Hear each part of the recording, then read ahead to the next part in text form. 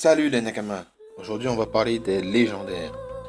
Il s'agit d'une bande dessinée qui est parue le 16 août 2004 pour son premier tome, qui a été écrite par Patrick Sobral. Tout à fait, nous sommes en 2017, donc quasiment 13 ans d'existence. Ça ne me rajeunit pas tout ça. On va en parler parce que la semaine dernière, le premier épisode de la série animée est sorti sur TF1. Et donc on va voir un petit peu ce qu'on en a pensé vraiment de ce premier épisode. Mais vous vous demandez sûrement de quoi que ça parle. Eh bien je vais vous le dire. Intrépides, ils étaient 5 justiciers légendaires, protecteurs du monde d'Alysia. Rien ne pouvait les arrêter. Sans relâche, ils combattaient le sorcier noir Darkel et contrecarraient ses plans visant à s'emparer du monde. Malheureusement, pendant leur dernier affrontement contre le sorcier, les légendaires ont fait une erreur et la pierre de Jovenia a été brisée. Tous les habitants du monde d'Alysia sont redevenus des enfants. Devenus des parias, les légendaires se sont séparés. Mais Danaël, leur chef, a entendu parler de moyens de ramener l'équilibre. Les légendaires vont devoir reformer leur équipe pour se faire pardonner. Donc voilà un petit peu l'histoire de la bande dessinée. Donc on nous parle de 5 justiciers. Il s'agit de Danaël, comme on l'a cité dans le résumé, le chef des légendaires, qui est du style noble chevalier. Il y a Griffe en fer, dit Griffe, qui est lui un homme bête. Il y a Shimi, qui est une elfe élémentaire. Il y a Jadina, qui est une princesse magicienne. Et il y a Razia, appelé aussi le colosse de Rimar. Donc Razia, c'est un petit peu comme son nom l'indique, le colosse de Rimar, c'est un petit peu le bourrin, la force brute du groupe. Pas toujours très fut-fut, mais il est gentil. Donc voilà, je suis obligé de vous présenter la bande dessinée, parce que justement on va le voir, la série animée ne commence pas au début de la bande dessinée, mais se situe entre le tome 8 et le tome 9. Donc ce que moi je vais appeler l'arc Jovenia, qui se déroule du tome 1 au tome 8, et le cycle d'Anatos qui commence à partir du tome 9. Donc la série animée se situe entre les deux. Alors la série animée est composée de 26 épisodes de 26 minutes, générique compris, et le premier épisode dont on va parler a pour titre Le réveil du Kilimanjou. Le volcan du Kilimanjou se réveille. Les légendaires mènent l'enquête pour savoir pourquoi. Il s'agit en fait de leur ennemi juré d'Argel qui cherche une pierre magique appelée la pépite de feu. Donc il y a pour conséquence de faire le volcan entrer en éruption. Voilà. Alors déjà, après ce résumé, j'ai envie de vous dire, le volcan se réveille, il mène l'enquête. Mais what the fuck? Pourquoi tu mènes une enquête? Il se réveille le volcan. Tu te barres, c'est tout. Tu évacues le village. Les villages à proximité, tu te barres mon pote. C'est comme si tu me dis, la soufière est en éruption, ça pète de partout. Oh, on va aller voir à l'intérieur pour voir qu'est-ce qui se passe. Non, tu évacues, c'est tout ce qui...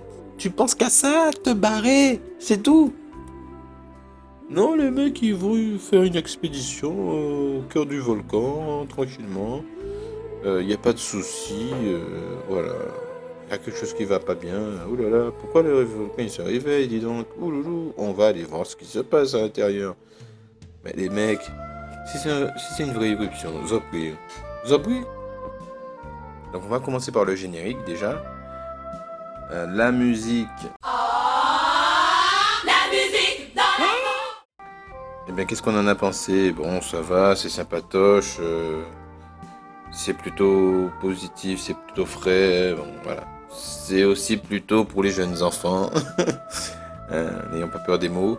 Et l'animation du générique, qui est en CGI, cel shading style, c'est pas top, c'est un peu dégueulasse, faut le dire.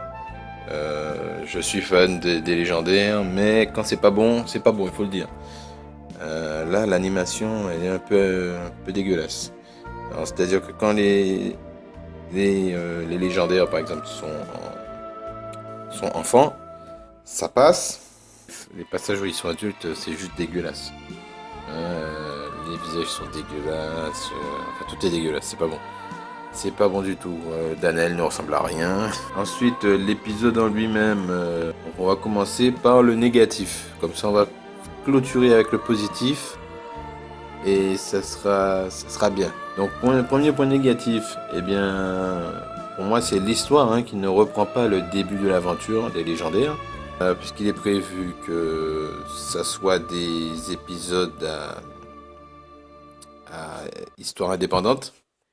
Ce qui m'amène au deuxième point négatif, l'intérêt narratif dans la globalité de la série. Ils nous font des épisodes indépendants, mais les légendaires, c'est l'aventure, c'est le scénario, c'est l'histoire. 26 épisodes de quête annexe, excuse-moi. Non, c'est un peu long, c'est un peu chiant. D'après ce que j'ai compris, il n'y a que le dernier épisode qui sera en double épisode. Là, peut-être que ça pourrait être bien. Mais voilà, j'aurais préféré que les 26 épisodes, ce soit une histoire, entre guillemets, parallèle, quoi. Enfin, bon, ça se passe entre le tome 8 et le tome 9. Donc, entre les deux, voilà, on aurait pu avoir une petite histoire sympathique à raconter. Chacun son choix. Pour moi, c'est pas le meilleur, mais écoutez, je ne fais pas partie de l'équipe de développement. Voilà. Ensuite, la présentation des persos. Il n'y en a pas. À part, je crois que c'est Jadina qui se présente vite fait un moment. On est un peu jeté dans le tas, dans la fosse aux lions, j'ai envie de dire. Parce que là, pour l'instant, c'est pas bonbon. Et donc, les points positifs. Eh bien, c'est l'univers des légendaires déjà. Parce que les couleurs, voilà, c'est assez bien retranscrit. On retrouve les mêmes couleurs que dans la bande dessinée, ça fait du bien, c'est beau. Après, ils ont opté pour une animation 2D CGI, style cel shading, un petit peu à la manière de Final Fantasy VII où les plans sont fixes et le personnage est en 3D. Donc, ça m'a fait un peu penser à ça. Mais, je voulais, ça passe ou ça passe pas. Dernier point positif, j'ai envie de dire l'humour, omniprésent, comme dans la BD.